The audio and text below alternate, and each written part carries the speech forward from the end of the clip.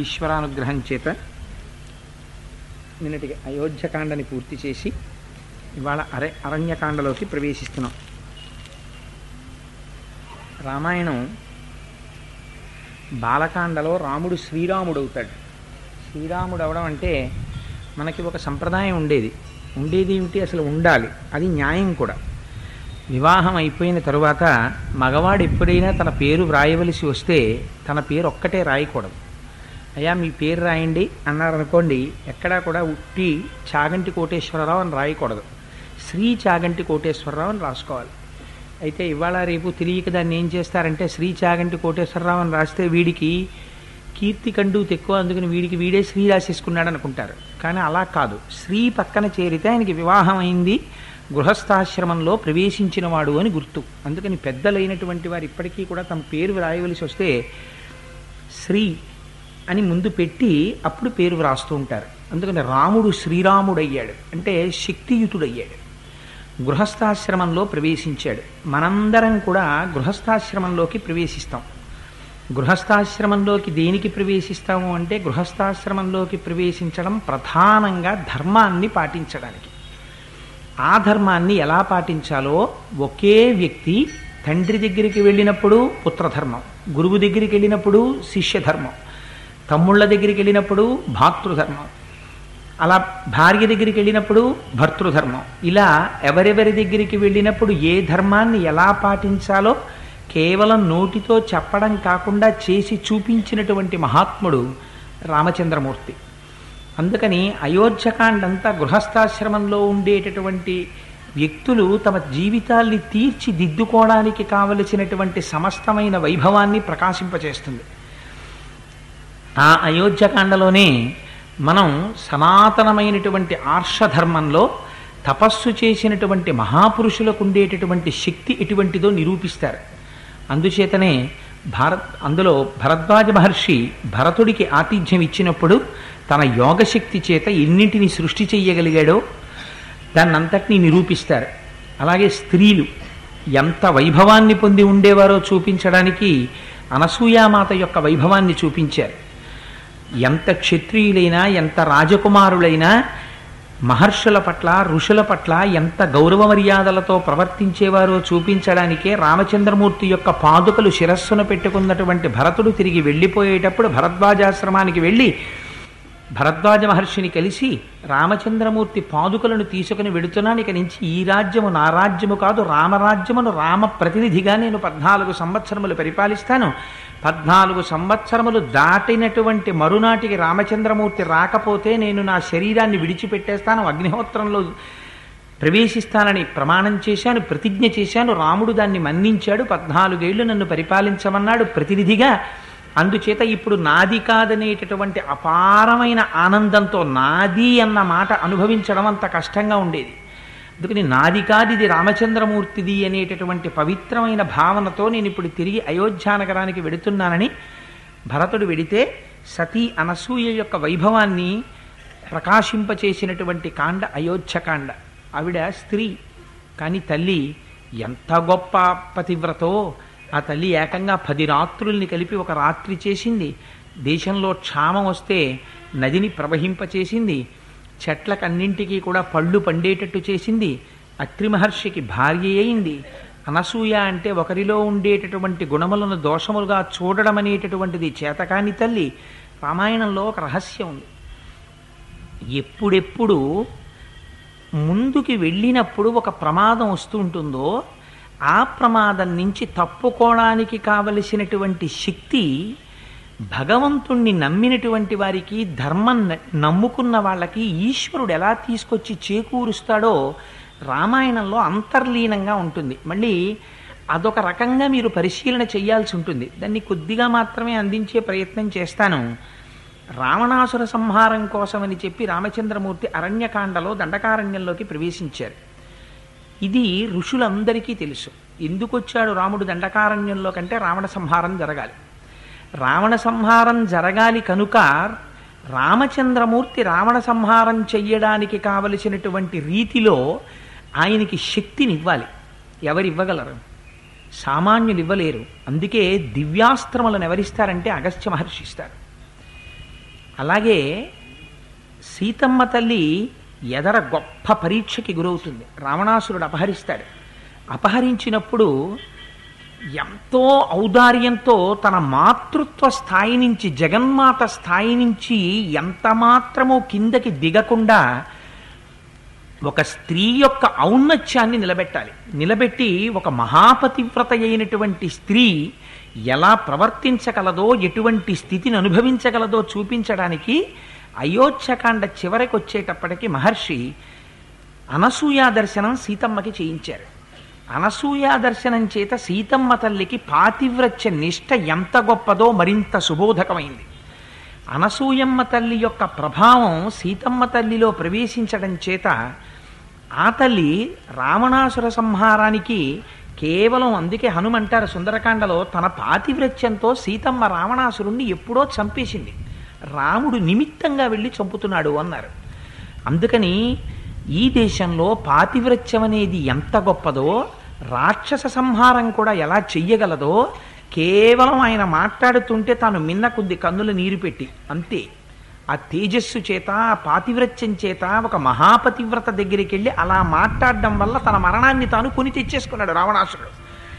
ఈ పాతివ్రత్య శక్తి సహజంగా ఉన్నప్పటికీ అనసూయ దగ్గర నుంచి మరింత పొందింది ఆవిడ. అందుకని ఏ పాత్రలతో కలిపినప్పుడు ఎలా భాషిస్తుందో చూపిస్తుంది మనకి రామాయణం. అందుకే మనం ఎవరింటికి ఎడతాం, మనకెవరు స్నేహితులు, మన్ని చూడగానే ఎవరు పేరు పెట్టి పిలిచి పలకరిస్తారో అన్నది కూడా మీ జీవితాన్ని చెప్తుంది. మీకు మహాపురుషులతో సంబంధం ఉందనుకోండి, మీరు చొరవగా వారి ఇంటిలోకి ప్రవేశించగలరనుకోండి, వారి ఇంట్లో మీరు కూర్చోగలరనుకోండి, మిమ్మల్ని చూడగానే వారు పలకరిస్తారనుకోండి, మీ యొక్క అభ్యున్నతిని వారు కోరుతున్నారనుకోండి, అంతకన్నా మీకు జీవితంలో మంగళప్రదమైన విషయం ఇంకొకటి లేదు. రాముడు రక్షింపబడ్డాడంటే దేనివల్ల రక్షింపబడ్డాడు? రాముడు కూడా నరుడిగా వచ్చాడు. నరుడిగా వచ్చినటువంటి రాముడు రక్షింపబడినది మహర్షుల చేత రక్షింపబడ్డాడు, తపోబలం చేత రక్షింపబడ్డాడు. అంతటి విశ్వామిత్రుడు అంత గొప్ప వరాలిచ్చినా, అంత అస్త్ర సంపదనిచ్చినా రావణాసురుడితో యుద్ధం చేసేటప్పుడు రాముడంతటి వాడు బడలేడు. అప్పుడు ఒకరు పిలిచారా పిలవలేదా అని చూడకుండా వచ్చి అగస్త్య మహర్షి ఆదిత్య హృదయాన్ని ఉపదేశం చేశారు. రామచంద్రమూర్తి ఆనాడు నరుడిగా వచ్చి ధర్మాన్ని నిశ్చయాత్మకమైనటువంటి బుద్ధితో నమ్మి ధర్మాన్ని ఆచరించి చూపించడం చేత అగస్త్య మహర్షి ఆ రోజున ఆదిత్య హృదయాన్ని రాముడికి ఉపదేశం చేశారు. రాముడికి ఉపదేశం చేశారు కాబట్టి ఇవాళ మన జాతికంతటికి ఆదిత్య హృదయం అందింది. ఆదిత్య హృదయం అంటే అదొక అమృత భాండమే. ఆదిత్య హృదయం చదవడం ఇంకా మీరు కవచం కట్టేసుకున్నట్టే, ఎదురుండదు దానికి అటువంటి శక్తి. అందుకే ఆదిత్య హృదయాన్ని ఉపదేశం చేస్తే వెళ్ళిపోయాడంతే అగస్త్యుడు. నేను ఉపదేశం చేశాను, చంపుతాడా చంపడా రావణుణ్ణి చూడలేదు, నేను చూసేదేమిటి, ఇచ్చేశానంతే బ్రహ్మాండమైనటువంటి ఔషధాన్ని చేతికి, చచ్చిపోతాడు రావణాసురుడు తెలుసు.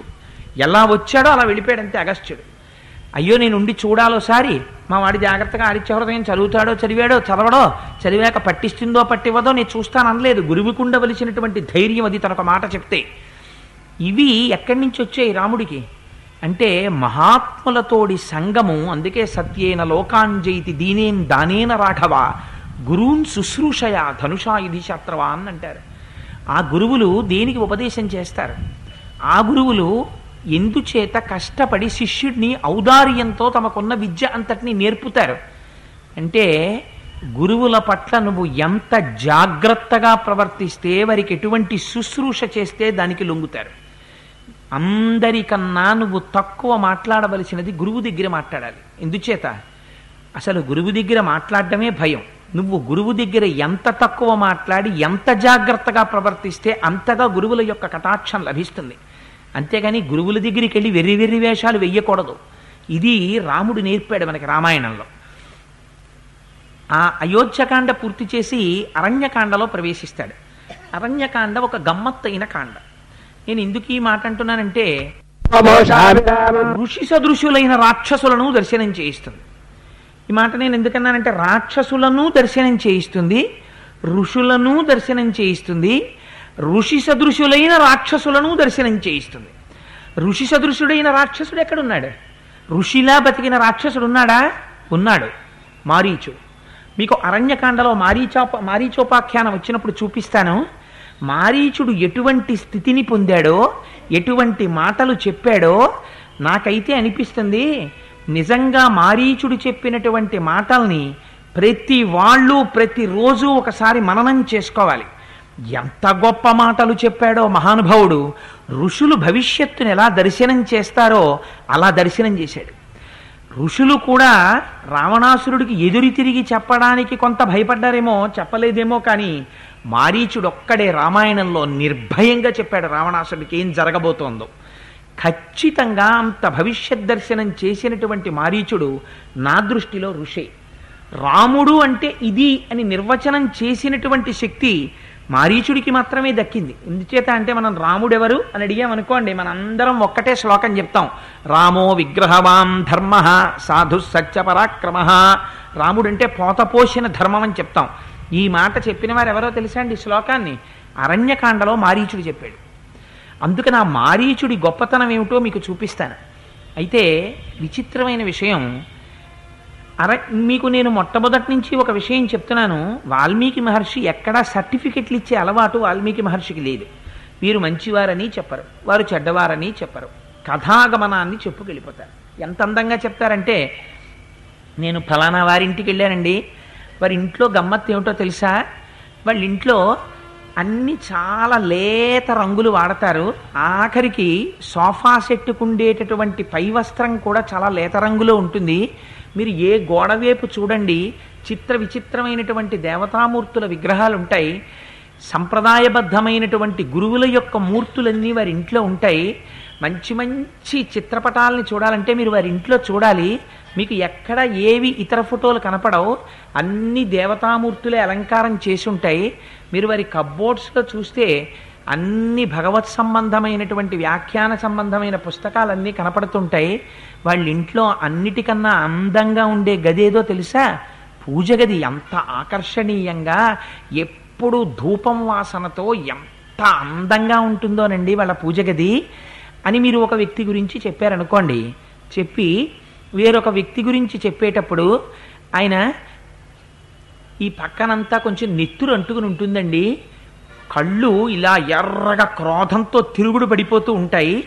ఆయన వెళ్ళేటప్పుడు మనం వారింటికి ఎప్పుడైనా వెడితే ఆయన చేతిలో ఎప్పుడు చూడండి ఎర్రగా కాలిన మాంసం ముక్కలు పళ్ళెంలో పెట్టుకుని తింటూ ఉంటాడు, మద్యం తాగుతూ ఉంటాడు, కనుగుడ్లు తిరుగుడు పడుతూ ఉంటాయి, ఒంటి మీద వస్త్రం సరిగ్గా ఉండదు, ఆ వక్షస్థలం అంతా పైకి కనపడేటట్టు వస్త్రం దిగజార్చుకొని కూర్చుని మాట్లాడుతుంటాడు అని ఒక వ్యక్తి గురించి మీరు చెప్పారనుకోండి.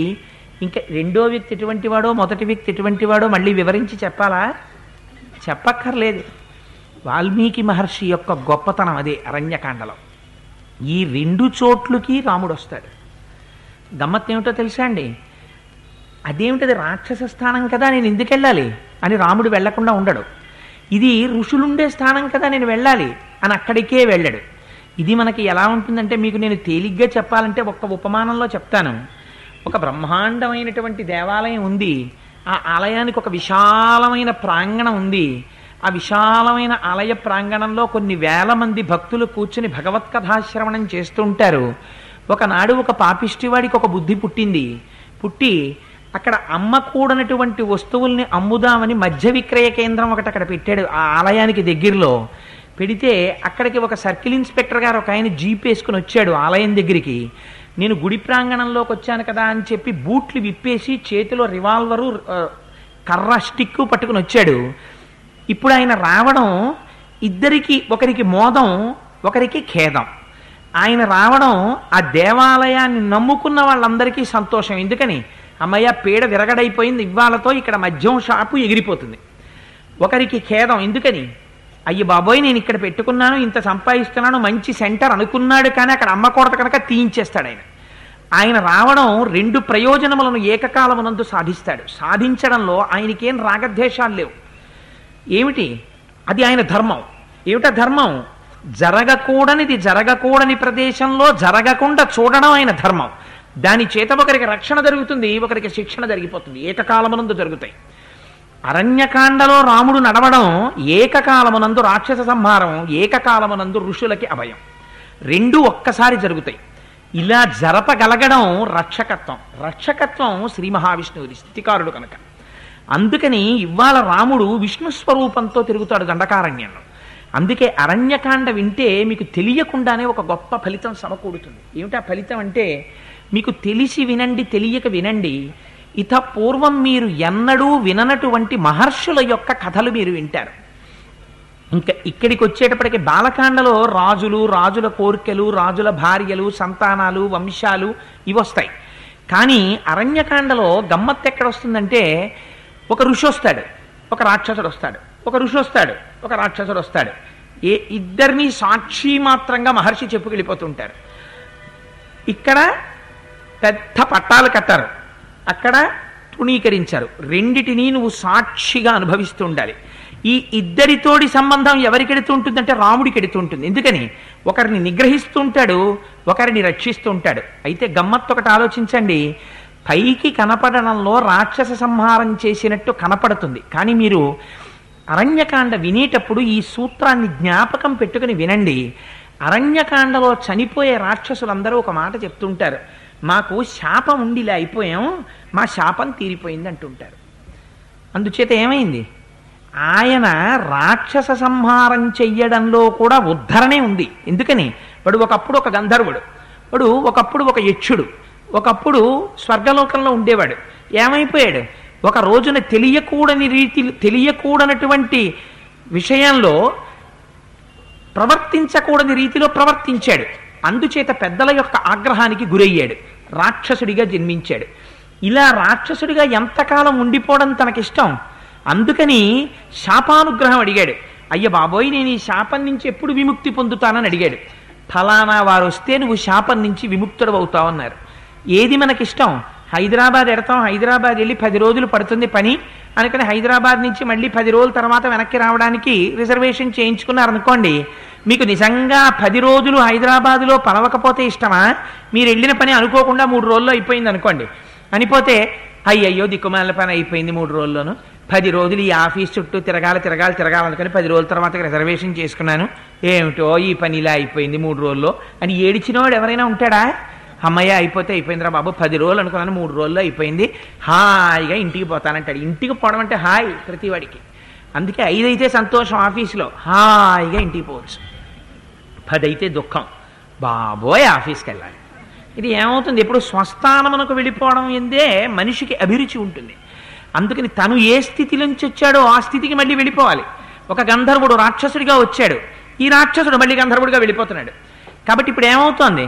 పైకి రాక్షస సంహారం కనబడుతోంది, కానీ నిజంగా ఆయన సంహారం చేస్తున్నాడా, ఔదార్యం ప్రకటిస్తున్నాడా?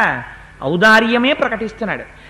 ఏకకాలమునందు ఋషులకి రక్షణ జరుగుతోంది, రక్షణ ఔదార్యం, రక్షణ చేస్తున్నాడు, రాక్షసులను రక్షిస్తున్నాడు. ఎలా?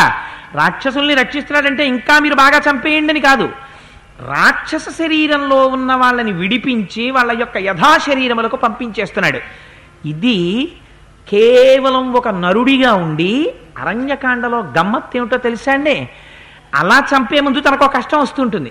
తనకో కష్టం వచ్చినప్పుడు ఓ మనిషి ఎలా ఏడుస్తాడో అలా ఏడుస్తాడు. ఏడ్చినప్పుడల్లా మనం ఏం చేస్తాం? మనకి జీవితంలో కష్టం వచ్చింది అనుకోండి, ఏదో జ్ఞాపకానికి వస్తూ ఉంటుంది. మీ 3 తరాలకు ముందు మీకు ఎంత ఆస్తోనయ్యా, మీరు దురదృష్టం, మీ 5వ తరంలో వాడు ఆస్తి పాడు చేశాడని అనుకోండి. 5వ తరంలో వాడు ఎవడో వీడికి తెలియదు, కానీ వీడికి ఎప్పుడైనా ఓ 1,00,000 రూపాయలు తక్కువ వస్తే మా 6వ తరంలో ఎంత ఆస్తి ఉండేదట, 5వ తరం వాడు పాడు చేసేసాడు, లేకపోతే 7వ తరం వాడు పాడు చేశాడని వాడిని తిట్టుకుంటుంటాడు. అలా రాముడు కూడా నరుడిగా ప్రవర్తించాడు కనుక రాక్షస సంహారం అంటే ఇలా రాక్షసుడిని చూడగానే ఇలా ఓ చిటికేసి ఇలా ఓ బాణం వేసి ఏం చంపేరు. రాముడు కూడా కష్టపడతాడు నరుడిలాగే. ఒక క్షత్రియుడు ఎలా కష్టపడతాడో అలా కష్టపడతాడు. పైగా ఒక లక్షణం ఉంటుంది, గురువుల దగ్గర సుశిక్షితులైనటువంటి క్షత్రియుడు ఎలా పడితే అలా బాణాలు వేసి చంపేయకూడదు. ఓ రాక్షసుడు కనపడ్డాడు అనుకోండి, వెంటనే ఎందుకైనా మంచిది ఓ పవర్ఫుల్ అస్త్రం వేసేద్దామని చెప్పి తీసేసి ఏ వాయువ్యాస్త్రమో వేసేయకూడదు. దానికో లక్షణం ఉంటుంది. ముందు కొన్ని బాణములు పెట్టి కొడతారు, తర్వాత నారాజ బాణములు కొడతారు, తర్వాత అర్ధచంద్రాకార బాణములు కొడతారు. అప్పుడు కూడా వాడు లొంగకపోతే వాడి యొక్క శక్తిని చూస్తారు. వీడి శక్తి ద్విగుణీకృతం, ఈ బాణములు వ్యర్థములవుతున్నాయి అని కనిపెడితే ఒక్కొక్క మెట్టు ఎక్కుతారు. ఎక్కి ఇది ప్రయోగించక తప్పదు అన్ననాడు చిట్ట చివర ఒక్కొక్క అస్త్రం దాటుతూ ఆఖరణ ఇంక ఏ అవకాశము లేనినాడు బ్రహ్మాస్త్ర ప్రయోగం చేస్తారు. ఈ ఓర్పు ఉండాలి. అంతేకాని వీడు నా మీద ఓ బాణం వేశాడు, వేసే బ్రహ్మాస్త్రం అని కనపడ్డవాడి మీదల్లా బ్రహ్మాస్త్రం వేసేయరు. అందుకే మనకి ఓ మాట వాడుతుంటారు, పిచుకు మీద బ్రహ్మాస్త్రం వేస్తాడు రైనా అని. అందుని పిచుకు కనపడితే బ్రహ్మాస్త్రం వేసేసి తెలుసు కదా అని చెప్పి ఇంకా అక్కడ కూర్చుని అదే పనిగా బ్రహ్మాస్త్రం వేసేది. ఆ ఓర్పు ఉండాలి మనిషికి. అందుకే రాముడు బాణప్రయోగం చేస్తున్నప్పుడు మీరు గమనించవలసింది ఏమిటంటే బాలకాండలో మీరు పెద్ద లిస్టు చదివారు, అంత లిస్ట్ అన్న అస్త్రాలు ఉన్నాయి కదా, అవి ఏం వేయడేమిటండి? ఎప్పుడు చూసినా ఏమిటో 3 అర్ధచంద్రాకార బాణములను కొట్టాను, 4 నారాచ బాణములను కొట్టాను. ఎందుకు ఈ బాణాలు కొట్టడం? ఓ అస్త్రం తీసి కొట్టేయకూడదా? కొట్టకూడదు. నేను ఎందుకు ముందుగానే మీకు ఈ విషయాలు చెప్తున్నానో తెలుసా అండి? మళ్ళీ అరణ్యకాండ చెప్పేటప్పుడు అస్తమానం రాక్షసులు వచ్చినప్పుడల్లా ఇదిగో అని నేను చెప్పక్కర్లేదు. మీరు ఈ కోణంలో వింటూ ఉండాలి. వింటున్నప్పుడు అరణ్యకాండకున్న గొప్పతనం ఏమిటంటే కేవలం వినడం చేత ఇన్నాళ్ల నుంచి శరీరాన్ని పట్టినటువంటి రాజస తామస ప్రవృత్తులు విడిపోతాయి. ఎందుచేత మహాత్ములకు సంబంధించినటువంటి కథలు నడుస్తాయి. అటువంటి మహాత్ముల యొక్క పేరు వినడమే చాలు. అందుకే ఒక మాట చెప్తారు, రామాయణం వింటే ఏమవుతుంది అంటే అందరి దేవతల అనుగ్రహం కలుగుతుంది. ఎందుకు కలుగుతుంది?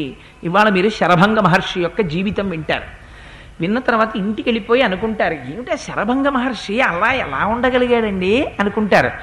ఎప్పుడైతే మీ మనస్సులోకి ఒక్కసారి శరభంగ మహర్షి వెళ్ళాడో, ఒక్కసారి ఆయనకి చోటు దొరికిందో, దొరకగానే లోపల ఇన్ని జన్మల నుంచి పట్టినటువంటి రాజస తామస ప్రవృత్తులన్నీ ఎగిరిపోతాయి. అందుకే మొట్టమొదట ఆ భక్తి కావాలి. కాబట్టే నిన్నటి రోజున గోపాలకృష్ణ గారు అంత చక్కటి కార్యక్రమాన్ని నిర్వహించి అందరి తల మీద రామచంద్రమూర్తి పాదుకలు పెట్టుకోవాలని నిన్న పాదుకలు పెట్టారు. అయితే ఇంతకు ముందెన్నడూ ఇట్లాంటి కార్యక్రమం ఒకటి జరిగి ఉండవచ్చు, జరగలేదనడానికి నాకున్న అధికారం ఏమిటి? కానీ అంత కార్యక్రమం జరిపేటప్పుడు ఇట్నుంచి కాకుండా అట్నుంచి వదిలితే ఇంకా బాగుండేదండి అన్న ఆలోచన మనకి తర్వాత రావచ్చు. కానీ ఒక కార్యక్రమం జరిగినప్పుడు ఒక్కొక్కసారి ఏదైనా కొంచెం లోటు ఉండొచ్చు. ఒక్కొక్కసారి ఒకరికి వచ్చినటువంటి గొప్ప ఊహ నిర్వాహకులకు ఆ సమయంలో వచ్చి ఉండకపోవచ్చు. కానీ అందరికీ సాధ్యమైనంత ప్రయోజనం చేకూర్చాలనే నిన్న విశ్వ ప్రయత్నం చేశారు. అందులో రామచంద్రమూర్తి అనుగ్రహం ఉండబట్టే అందరూ నిజంగా అటువంటి క్రమశిక్షణ పాటించారు. నిజంగా రామపాదుకలు అందుకునేటప్పుడు ఎంత భక్తితో రావాలో అంత భక్తితో వచ్చి వెళ్ళారు. దానికి నిజంగా మీ అందరికీ మేమందరం కృతజ్ఞులమై ఉండాలి. ప్రత్యేకించి నేను వ్యక్తిగతంగా మీ అందరికీ కృతజ్ఞతలు తెలియచేసుకుంటున్నాను. ఎందుచేత అంటే వీడెంతటి వాడు, వీడు ఇలా అంటే మనం కూర్చోవడమా అని మీరు ఒక్క క్షణం అనుకుంటే నేను అలా అనలేను. నేను మీలాంటి ఒక సామాన్య గృహస్థుని. ఇక్కడ ఉన్న ఎందరో పెద్దల కన్నా నేను తక్కువ వాణ్ణి. ఇక్కడ ఉన్న వాళ్ళల్లో నాతో సమానులు ఉన్నారు, నాకన్నా అధికులు ఉన్నారు. యథార్థమునకు నా దగ్గర తెలుసుకోవలసిన వాళ్ళు కానీ, నా దగ్గర చదువుకోవలసిన వాళ్ళు కానీ, నా దగ్గర చెప్పించుకోవలసిన వాళ్ళు కానీ లేరు. కానీ ఏమి ఔదార్యం నిన్నటి రోజున ఇలా అంటే కూర్చున్నారంటే మీవి ఎంత సంస్కారభరితమైన హృదయాలో. వీడిలా అనడం ఏమిటి, మనం కూర్చోవడం ఏమిటి అని ఒక్కరు అనుకోలేదంటే మీరు ఎంత భక్తులో. అందుకని మీకు నేను కృతజ్ఞతలు ఆవిష్కరిస్తూ ఒక్కసారి ఆ అరణ్యకాండని ప్రారంభం చేద్దాం. వాల్మీకి మహర్షి అరణ్యకాండ ప్రారంభం చేస్తూ ఒక అందమైన శ్లోకంతో మొదలు పెడతారు. దదర్శ రామో దుర్ధర్ష తాపసాశ్రమ మండలం కుశచీర పరిక్షిప్తం బ్రాహ్మ్యా లక్ష్మ్యా సమావృతం ప్రవిశ్యతు మహారణ్యం దండకారణ్యమాత్మవాన్. ఆత్మవాన్, ఆత్మని గురించి తెలిసినటువంటి వాడు, ఆత్మని గురించినటువంటి జ్ఞానమున్నవాడు ఆత్మయే అవుతాడు. బ్రహ్మవిద్ బ్రహ్మైవ భవతి. అందుకని అద్వైతానుభూతిని పొందగలిగినటువంటి జ్ఞానమున్నటువంటి రామచంద్రమూర్తి దండకారణ్యములోకి ప్రవేశించి దుర్ధర్షుడై అంటే అపారమైనటువంటి వీర్య పరాక్రమముల చేత వేరొకరి చేత నిగ్రహింపబడడానికి అటువంటి స్థితి లేనివాడై తాను కొన్ని కోట్ల మందిని నిగ్రహించగలిగినటువంటి సమర్థుడై అరణ్యములో ప్రవేశించి మొదట ఎటువైపుకి వెళ్ళాడు? తాపసాశ్రమ మండలం. తాపసులైనటువంటి వారు ఎటు ఉంటారో అటువైపుకి వెళ్ళాడు. వెళ్ళి, తాపస్సులంటే తపస్సు చేస్తున్నవారు. తపస్సు అంటే ఏమిటి? బాహ్యమునందుండేటటువంటి భోగములయందు అనురక్తి సన్నగిల్లి ఆంతరమైనటువంటి బ్రహ్మమును తెలుసుకోవడం కోసమని ఈ శరీరము పడేటటువంటి ఖేదమును కూడా మరచి ఈశ్వర సంబంధమైనటువంటి కార్యక్రమముల యందు అనురక్తి కలిగిన వాడై సత్వగుణంతో ప్రవర్తించి నిత్యకర్మానుష్ఠానములు చేసేటటువంటి స్థితప్రజ్ఞులైన వాళ్ళు, మహాపురుషులైన వాళ్ళు, భక్తులైన వాళ్ళు ఎవరుంటారో వారు తాపసులు. అటువంటి తాపసాశ్రమ మండలం, అటువంటి తాపసులున్న వేపుకి రాముడు బయలుదేరాడు. ఇప్పుడు మీరేం చెయ్యాలి? ఇలా వింటూ రాముడు ఏ తాపసుల వైపుకి వెళ్ళాడో రాముడు నిష్కారణంగా ఎటు పడితే అటు వెళ్ళాడుగా. ఎటువంటి మహాపురుషుల ఆశ్రమాలకు వెడుతున్నాడో ఆ ఆశ్రమాలు ఎలా ఉంటాయో మీరు ఈ చెవితో వింటున్నప్పుడు మనస్సు దర్శనం చేస్తుంది ఆ ఆశ్రమాల్ని. ఆశ్రమాల గురించి వర్ణన జరిగితే ఆశ్రమాన్ని దర్శనం చేస్తే ఏమవుతుంది? ఎందుకు రామాయణానికి అంత శక్తి వచ్చింది అంటే మీకు ఒక్క విషయం చెప్తాను. భాగవతం దశమ స్కంధంలో యశోదాదేవి చెప్పింది ఆ ఫలితాన్ని.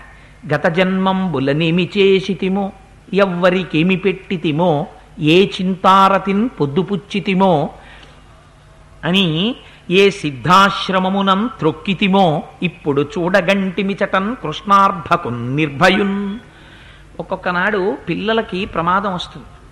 ఆ ప్రమాదం మీరు తప్పించగలిగినటువంటి ప్రమాదం కాదు. మీ బుద్ధి కానీ మీ పిల్లల బుద్ధి కానీ ఆనాడు ఆ ప్రమాదం నుంచి తప్పించలేదు.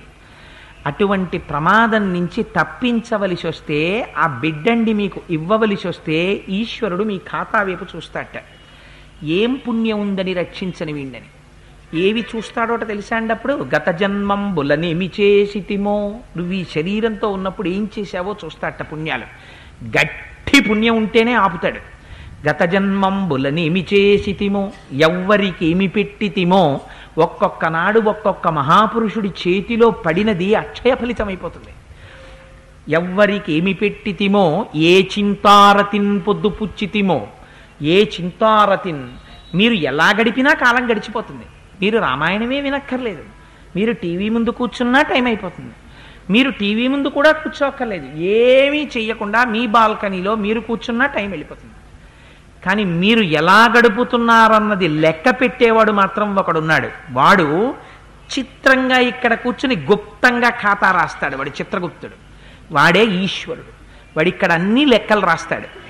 మీరు ఏం విన్నారు, ఏం చదివారు, ఏం చేశారు ఈశ్వరానుగ్రహం కోసమని చూస్తాట.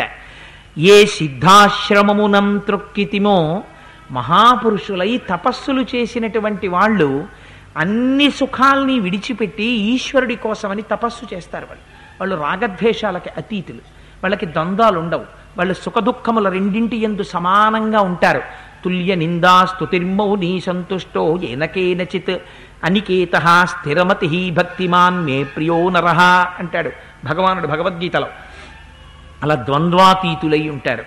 అటువంటి మహాపురుషుడి ఆశ్రమాన్ని మీరు తొక్కారనుకోండి. తొక్కడం అంటే ఏంటి? కాలు పెట్టడం. కాలు పెట్టడం అంటే ఏంటి?